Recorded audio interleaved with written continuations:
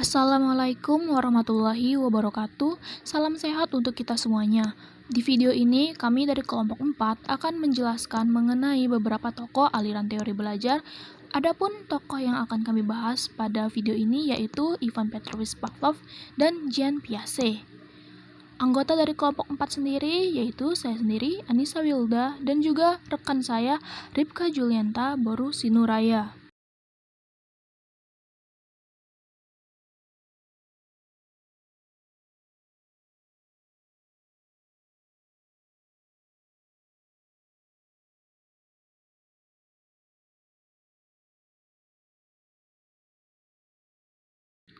Belajar.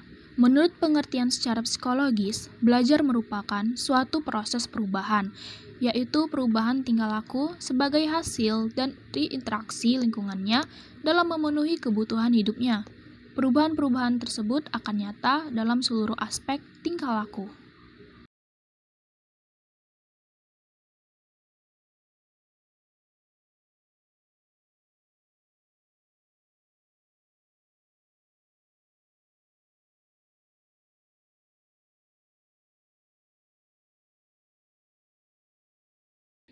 Teori belajar Ivan Petrovich Pavlov. Ivan Petrovich Pavlov terkenal dengan teori classical conditioning theory. Menurut teori ini, belajar pada prinsipnya mengikuti suatu hukum yang sama untuk semua manusia, bahkan semua makhluk hidup. Teori ini dikembangkan melalui observasi terhadap perilaku belajar yang tampak atau observable behavior.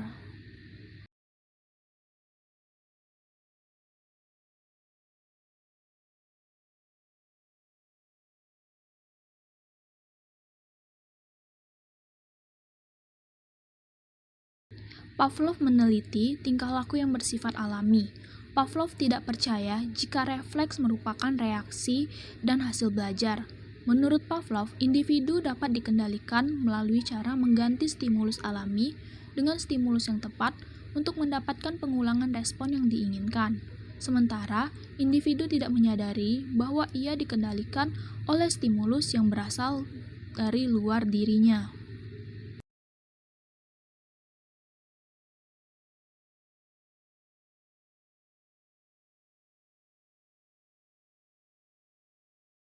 Secara garis besar, hukum-hukum belajar menurut Pavlov diantaranya, yang pertama, Law of Respondent Conditioning, yakni hukum pembiasaan yang dituntut.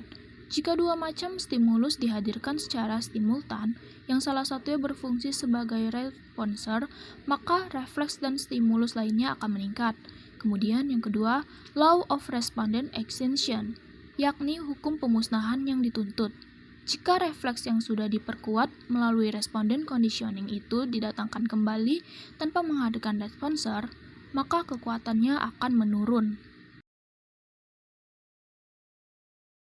Kemudian ada pula prinsip-prinsip teori belajar classical conditioning Pavlov. Yang pertama, belajar adalah pembentukan kebiasaan dengan cara menghubungkan atau mempertautkan antara perangsang atau stimulus yang lebih kuat dengan perangsang yang lebih lemah. Kedua, proses belajar terjadi apabila ada interaksi antara organisme dengan lingkungannya. Ketiga, belajar adalah membuat perubahan-perubahan pada organisme.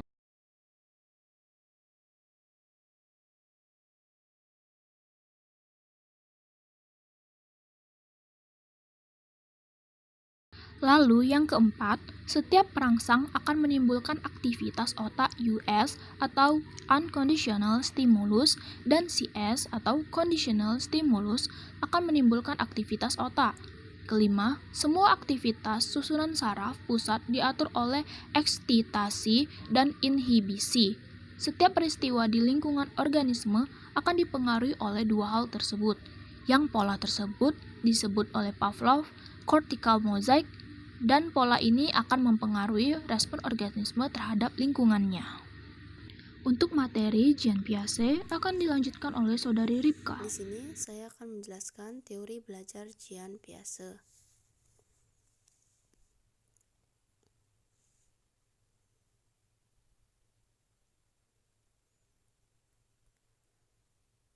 Menurut Jean Piaget, proses belajar akan terjadi apabila ada aktivitas individu berinteraksi dengan lingkungan sosial dan lingkungan fisiknya.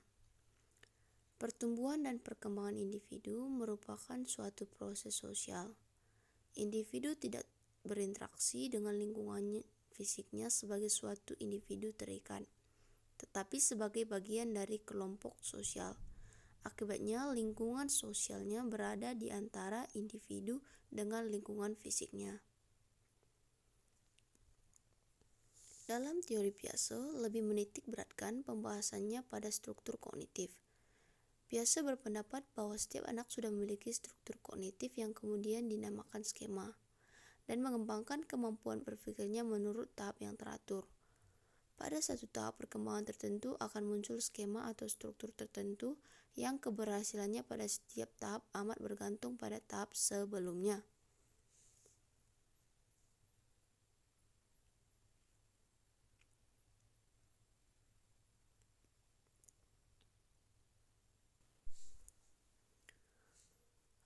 Empat hal yang memengaruhi perkembangan kognitif.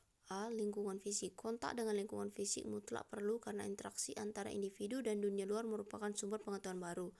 B. Kematangan. Kematangan anak akan membuka kemungkinan untuk perkembangan, sedangkan kalau kurang hal itu akan membatasi secara luas presentasi kognitif. C. Lingkungan sosial. Pengalaman sosial seperti halnya lingkungan fisik dapat memacu atau menghambat perkembangan struktur kognitif. D. Proses pengaturan diri atau ekilibrasi. Ekilibrasi mengatur interaksi spesifik dari individu dengan lingkungan maupun pengalaman fisik, pengalaman sosial, dan perkembangan jasmani.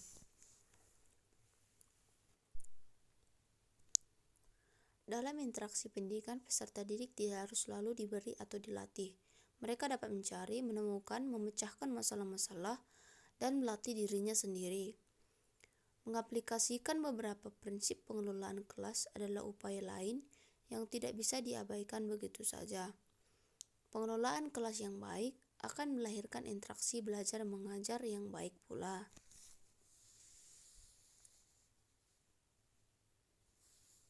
Tahapan perkembangan kognitif Jean Piaget. A. Tahap sensori motor atau usia 0-2 tahun. Individu memahami sesuatu atau tentang dunia dengan mengkoordinasikan pengalaman-pengalaman sensoris atau seperti melihat dan mendengar dan dengan tindakan-tindakan motorik fisik. B. Tahap praoperasional atau usia 2-7 tahun. Individu mulai melukiskan dunia melalui tingkah laku dan kata-kata.